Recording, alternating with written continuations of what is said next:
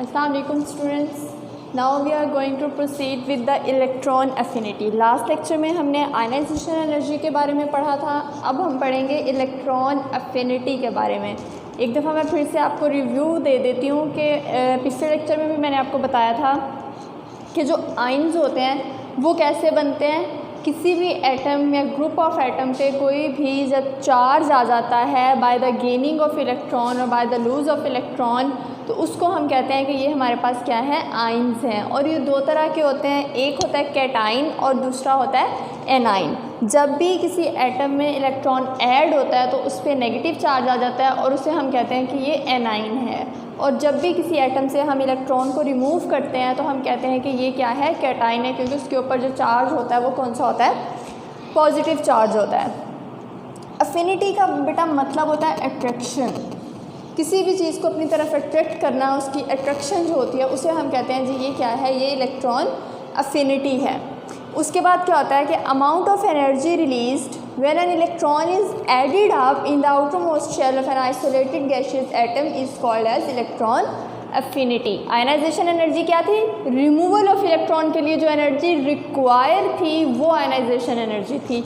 Electron affinity क्या है कि जब हम किसी भी इलेक्ट्रॉन को ऐड करते हैं एटम के अंदर तो जो एनर्जी रिलीज़ होती है, ठीक है, एनर्जी क्या होती है, रिलीज़ होती है, तो उसको हम कहते हैं जी ये क्या है, हमारे पास इलेक्ट्रॉन अफिनिटी है. For example we have an example of NaCl. Sodium के आउटर मोस्ट शेल में बेटा होता है 1 इलेक्ट्रॉन और क्लोरीन के आउटर मोस्ट शेल में होते हैं 7 इलेक्ट्रॉन. ठीक है, ये सोडियम क्या करता है, ये अपना डोनेटेड इलेक्ट्रॉन जो है वो इसको डोनेट कर देता है और ये क्या करता है, ये इस डोनेटेड इलेक्ट्रॉन को एक्सेप्ट करता है. ठीक है, अब आप एक चीज़ देखें कि ये है हमारे पास क्लोरीन का स्ट्रक्चर. ठीक है, इसके आउटर मोस्ट शेल में कितने इलेक्ट्रॉन है, 6 इलेक्ट्रॉन है.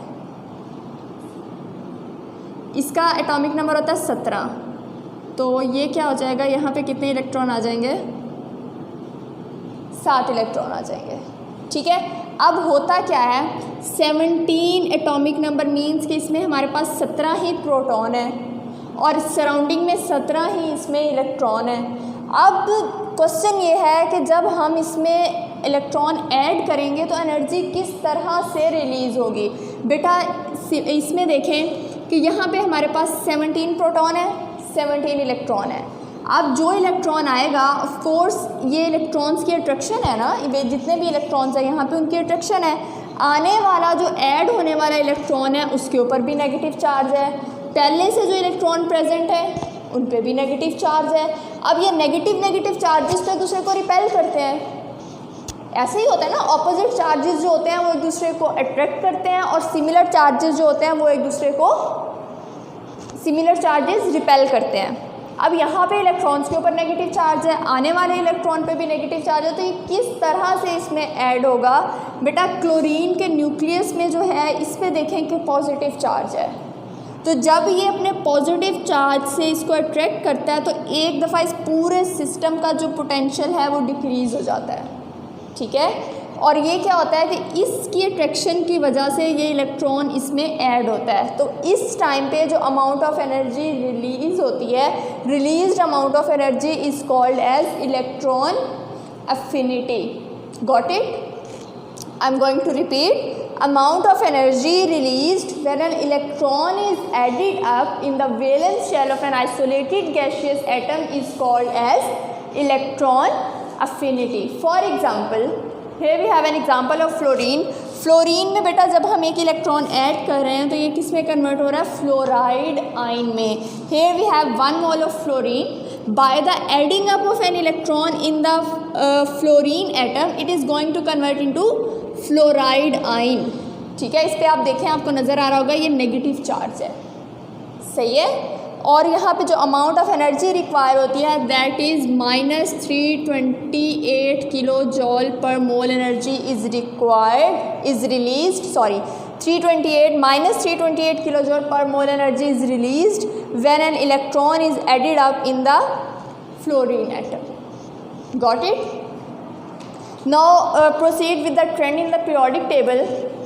Beta, we have the trend in periodic table in the periods. बेटा जब हम इलेक्ट्रॉन अफिनिटी वैल्यूज़ की पीरियड में बात करते हैं तो लेफ़्ट टू राइट मूव करते हैं तो आयनाइजेशन एनर्जी वैल्यूज़ क्या हो जाती हैं, इंक्रीज़ हो जाती हैं।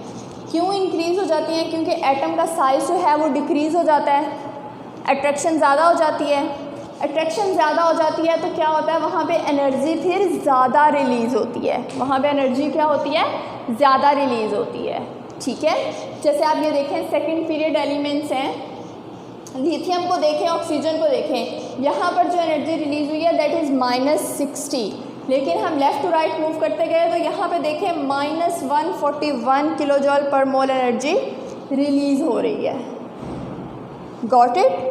लेफ़्ट टू राइट मूव करेंगे तो ionisation energy value, electron affinity values क्या हो जाएंगी, इंक्रीज़ हो जाएंगी। उसके बाद अगर हम ग्रुप की बात करें तो electron affinity value top to the bottom क्या करती है, डिक्रीज़ करती है। ये क्यों डिक्रीज़ करती है बेटा? क्योंकि जब हम down to the group move करते हैं तो वहाँ पे हमारे पास नंबर ऑफ़ शेल्स इंक्रीज़ होते जाते हैं। जैसे नंबर ऑफ़ शेल्स ऐड होते जाते हैं तो एटम का साइज़ क्या हो जाता है, इंक्रीज़ हो जाता है। साइज़ इंक्रीज़ करने से शील्डिंग इफेक्ट भी इंक्रीज़ हो जाता है।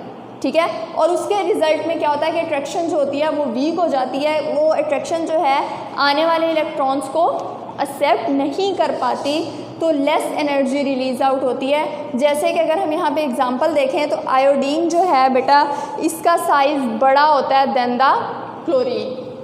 सही है, आयोडीन का साइज़ स्मॉल होता है तो इसकी इलेक्ट्रॉन अफिनिटी वैल्यू आप देखें, फ्लोरीन के लिए हमारे पास -328 और आयोडीन के लिए देखें कितनी है, -295।